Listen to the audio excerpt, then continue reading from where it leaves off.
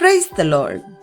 ஒருவர் தம் ஆலோசகரிடம் சென்று வாழ்க்கை பிரச்சனைகளை தன்னால் தாங்கிக் கொள்ள முடியவில்லை என்றார்.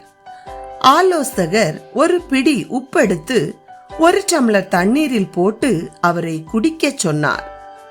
அவரால் அந்த தண்ணீரை குடிக்க முடியவில்லை. அதன் பின்னர் அந்த ஆலோசகர் ஒரு கூஜா தண்ணீரில் ஒரு பிடி உப்பை போட்டு குடிக்க சொன்னார். அவர் முயற்சி செய்துவிட்டு பரவாயில்லை, சமாளித்துக் கொள்ளலாம் என்றார். பின்பு அந்த ஆலோசகர் அவரை ஒரு ஆற்றிற்கு அழைத்து சென்று ஒரு பிடி உப்பை ஆற்றில் வீசி அந்த தண்ணீரை அவர் ருசித்து பார்க்கும்படி சொன்னார். அவரும் ருசித்து பார்த்தார். ருசித்து பார்த்துவிட்டு உப்பின் ருசியே தெரியவில்லை என்றார். உடனே அந்த ஆலோசகர் விளக்கத் தொடங்கினார். ஒரே அளவு உப்பை தான் டம்ளரிலும் கூஜாவிலும் ஆற்றிலும் போட்டேன். வாழ்க்கை சிக்கல்கள் அப்படித்தான்.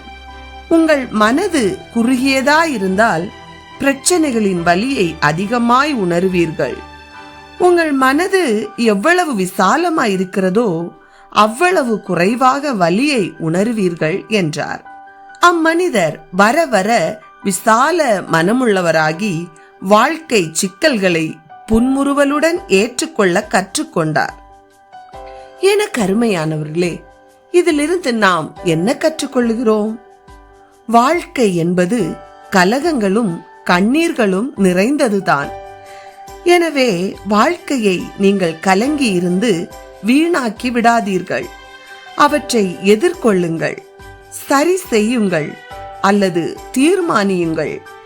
எதையும் லகுவாய் எடுத்துக்கொள்ளும் மனப்பான்மை நீங்கள் உடைந்து போகாமல் உங்களை காக்கும். நம் வாழ்க்கையில் வரும் பிரச்சனைகள் அனைத்தும் வழக்கமான பிரச்சனைகள் தான்.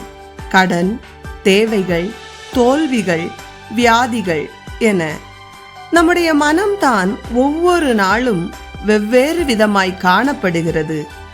நாம் நமது மனதை சூழ்நிலைக்கு ஏற்ப மாற்றிக்கொள்ள வேண்டும். எனவே தான் பரிசுத்த வேதம் சொல்லுகிறது, சோதனையை தாங்கத்தக்கதாக சோதனையோடு கூட அதற்கு தப்பித்துக் கொள்ளும்படியான போக்கையும் நமக்கு உண்டாக்குவார் என்று. எனவே சோர்ந்து போகாமல் தைரியமாய் தேவனை சார்ந்து வாழ்வோம்.